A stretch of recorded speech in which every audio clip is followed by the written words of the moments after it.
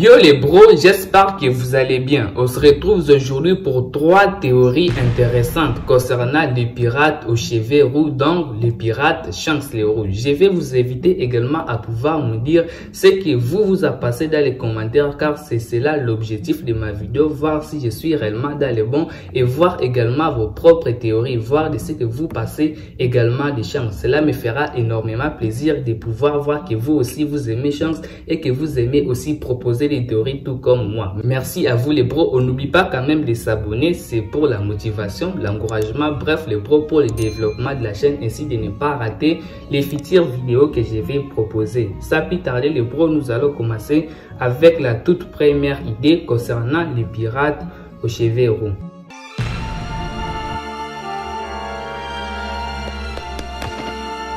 Akataro wa nani yara shitsumon shite, sono ato naite ita. Mon idée était que c'était quelque chose comme « Tu ne peux pas être le prochain Joy Boy » ou quelque chose comme ça. Après cela, nous avons eu à voir que Shanks a commencé à pleurer. Donc, ce que nous savons, Roger a donné le chapeau de paille à Shanks, peut-être parce qu'il a l'impression que Shanks jouera un rôle très important plus tard. J'assume, le chapeau de paille n'est pas simplement un cadeau de gratitude, c'est plus ou moins un signal pour leur montrer que vous êtes l'élu. Donc, Roger a dit quelque chose comme ça à Shanks les roux. Bien que tu ne puisses pas être le prochain, tu peux toujours les retrouver. Roger a appris l'existence du dieu alors qu'il était à Raftel et Shanks n'était pas là car il devrait s'occuper de Baggy. Shanks n'est pas un dieu. Peut-être c'est très important pour devenir le prochain Joy Boy. Après l'ellipse, nous avons vu Shanks voyager sur toutes les mers, peut-être à la recherche du prochain Joy Boy. Peut-être qu'il cherchait même Ace parce que celui-ci était le fils de Goldie Roger, donc l'héritier de Goldie Roger. Il a rencontré Luffy et a été convaincu que Luffy est le bon. Il a vu Luffy se battre pour ses amis quand les bandits s'amusaient avec Shanks. Il a vu la passion de Luffy et la force qu'il pouvait développer. Il a ensuite donné son chapeau de paille à Luffy, une fois encore un signe, vous pourriez être le prochain. Il n'en était pas sûr. Bien sûr, après avoir perdu son bras lors d'une conversation ultérieure avec Dracul Mio, il a déclaré ceci: j'ai investi mon bras dans une nouvelle génération. Pas exactement, mais vous voyez ce que je vais dire. Enfin, Shanks a dit à Luffy: râle-moi une fois que tu seras un grand pirate. Aussi, cela donnerait peut-être un petit détail sur les chapeaux géants de Marie-Joie. Si c'est vraiment un signal pour quelqu'un, il serait logique de les verrouiller, car vous ne voulez pas que quelqu'un puisse les voir. Si Shanks connaît Joy Boy et nous supposons que Shanks n'est pas une personne réelle, plutôt un titre, cela conviendrait parfaitement à notre cher Luffy. Peut-être que la tâche de Shanks était de transférer la volonté de Roger à son successeur. Plus tard, quand on voit la rencontre entre Roger et Barbe Blanche, Roger explique les dits à Barbe Blanche. Face à Barbe Noire, quelques instants avant sa mort, Barbe Blanche déclare: vous n'êtes pas celui que Roger attend. Une autre chose est qu'on a l'impression que de nombreux personnages de l'équipage de Roger semblent garder vivante sa volonté. Crocus a aidé Luffy à l'intérieur de la boune où il a rencontré les Mugiwara. Riley a entraîné Luffy, Inuarashi et Nekomamushi l'ont conduit au poneglyphe de Zou, également les poneglyphes de Wano Kuni. Oden lui voulait ouvrir les frontières de Wano pour pouvoir accueillir Joy Boy. Donc si ma théorie tient vraiment la route, je suppose que Shanks a les derniers rôles poneglyphes. Kid et son équipage ont essayé de combattre Shanks. Peut-être que des informations ont fuité. Shanks détient les derniers rôles poneglyphes en sécurité pour l'arrivée du successeur de Roger. Semble toujours heureux car il voit une augmentation du prime de Luffy, peut-être parce que son hypothèse devient de plus en plus réelle. Je pense que c'est après ce tout dernier chapitre qu'il a dit il est temps qu'on puisse se rencontrer Luffy.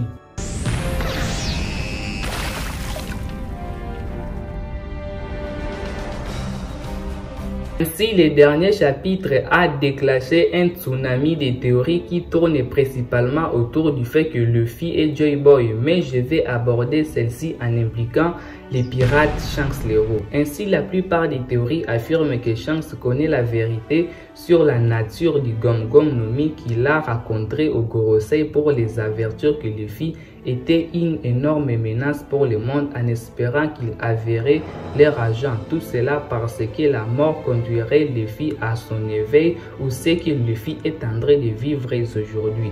Mais je pense que cela pourra briser la relation entre Shanks et Luffy ainsi que les caractères de Shanks. Tout d'abord, il ne semble aucun doute que Shanks en sait plus que ce que l'on voit et qu'il a fait des plans pour certains événements à venir. Beaucoup de gens prétendent que Shanks a sacrifié son bras parce que Luffy a mangé les Gum Gum no Mi, mais ces mêmes personnes oublient que Shanks aime Luffy parce qu'il lui rappelle Roger en raison du temps qu'ils ont passé ensemble dans les villages de Fuchsia. Je suis sûr que Shanks aurait fait la même chose même si Luffy n'avait pas mangé les fruits du démon, car ce que nous avons appris de l'histoire, c'est que c'est l'utilisateur qui fait les fruits du démon et non l'inverse. La conversation de Shanks avec le Gorosei devait concerner un autre pirate, très probablement Barbe Noire, car cela n'aurait aucun sens pour eux de prédire quand et où frapper Luffy pour que celui-ci puisse mourir. Il est plus probable qu'il voulait attirer Barbe Noire hors de Wano afin qu'il n'interfère pas avec les événements de Wano. Rappelez-vous au chapitre 956 que Barbe Noire voulait aller quelque part pour obtenir quelque chose avant que la marine ne puisse l'obtenir. À mon avis, Luffy est juste un gars déterminé qui se trouve également être très chassé et bien d'égard, non un dieu prédestiné ou quoi que ce soit. Et Shanks le savait, alors il a parié sur lui pour voir si Luffy avait le potentiel de devenir Joy Boy, qui peut être considéré comme un titre selon le chapitre 1043 de One Piece.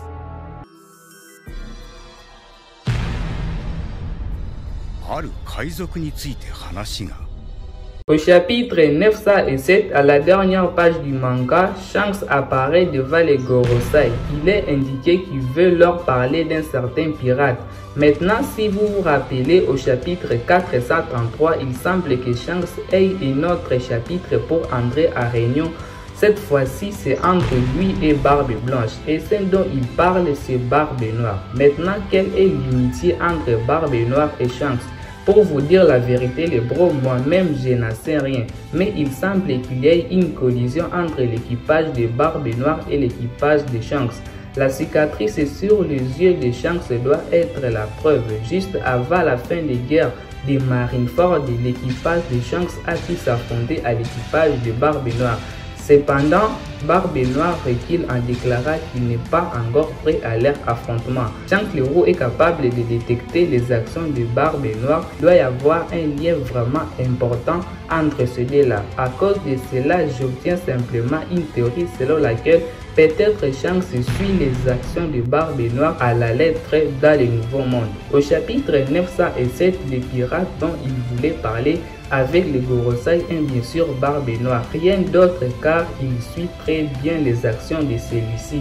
Maintenant, il semble que Shanks sait réellement ce que Barbe Noire a vraiment besoin. Ce n'est ni d'autre que d'obtenir la puissance de l'arme antique qui est Poséidon.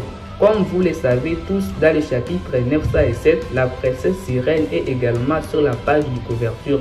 Juste après cela, au chapitre 908, les Gorosei parlent de l'équilibre du monde et du grand nettoyage. Et là, au-dessus, les Gorosei a rencontré Im-sama. Mais avant cela, une affiche de recherche de Barbe Noire et celui de Luffy apparaît, découpé en morceaux avec l'image de Shirahoshi entre les deux. Im-sama tenait la photo de la princesse d'Alabasta, vivie juste après. Les Gorosei ont parlé de la lumière qu'ils doivent éteindre. Juste après cela, le système de corsaires a été aboli. C'est aussi une coïncidence, mais Barbe Noire lui aussi faisait également partie du système de Shichibukai. Ce qui veut dire il semble que Shanks lui-même ait parlé au Gorosei de la dissolution des systèmes de corsaires. Non seulement cela semble à Shanks, sachez également que Barbe Noire complote quelque chose vers la présence de l'île des hommes poissons et mon avis est que Shanks et Barbe Noire savent réellement que Shirahoshi est vraiment une arme antique appelée Poséidon. Pour certaines raisons, je suis également au courant car au chapitre 908, l'image de Barbe Noire et de Luffy et la princesse Shirahoshi apparaît. C'est pourquoi après la rêverie, on voit Garp escorter la famille de Neptune jusqu'à l'île des hommes poissons. Je pense que Garp protégeait la famille Neptune contre les pirates de Barbe Noire sous demande de Gorosei pour protéger Shirahoshi des mains des pirates de Barbe Noire. C'est au chapitre 956 pour certaines raisons où nous allons voir Barbe Noire nous laisser avec une raison vraiment frappante, nous disant au lieu que celui-ci puisse atterrir aux mains de la marine, il doit atterrir entre mes mains. Alors, il y a beaucoup d'informations dans cette vidéo, mais la chose la plus importante à pouvoir retenir est que Shanks prévoit certains incidents dans le monde de One Piece et bien sûr Shanks essaie de protéger les armes antiques du souffle de Martial Ditich. Shanks voulait voir l'intention de Barbe Noire et il veut l'empêcher par tous les moyens pour pouvoir exécuter ses plans. J'aime vraiment la façon dont Oda a mis les choses en cachette, mais il semble qu'après la mise en évidence des chapeaux de paille, l'arc de Wano s'est terminé. Les voyages de Barbe Noire risquent de pouvoir continuer. Évidemment, lui avec Shanks, il sera un fait intéressant de pouvoir voir ce que ceci nous réserve dans le futur. Bref, les bros, voici ce que je voulais vous présenter sur les pirates aux cheveux roux. Dites-moi ce que vous a passé de ces 3 petites théories. On n'oublie pas quand même de s'abonner et je vous dis peace les bros.